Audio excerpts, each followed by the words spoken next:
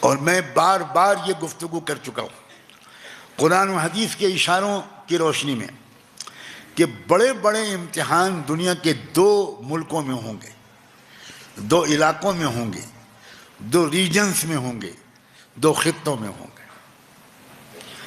کوئی بات چھپائی نہیں گئی ہے۔ اللہ کے رسول صلی اللہ علیہ وسلم نے ایک بات بھی چھپائی نہیں ہے۔ یہ بات واضح طور پر آپ کی حدیث میں ملتی ہے کہ آخری دور میں ظلم و انصاف کی جو فیصلہ کن لڑائی ہوگی وہ 2 خطوں میں ہوگی۔ ایک خطہ ہے بیت المقدس کا، دوسرا خطہ کان کھول کے سن لیجئے وہ خطہ ہے جس کے ایک حصے میں ہم بھی رہتے ہیں۔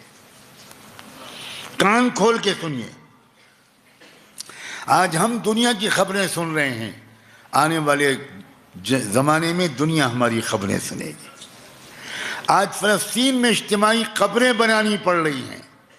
تیار رہیے اس دن کے لیے جب ہمارے ملک میں اجتماعی قبریں بنانی پڑے گی۔ اس سے زیادہ صاف لفظوں میں کیا کہوں؟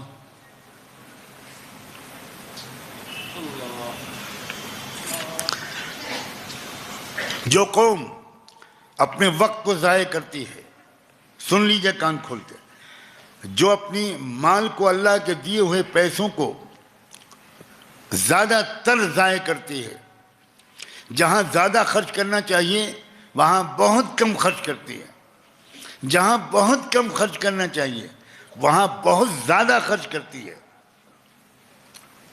جو قوم اپنے نوجوانوں کو چیلنجز کے مقابلے کی صلاحیت پیدا کرنے والی تعلیم نہیں دلاتی، فرار اختیار کرنے والی تعلیم دلاتی ہے، وہ قوم تو تباہ و برباد ہو کر رہے گی۔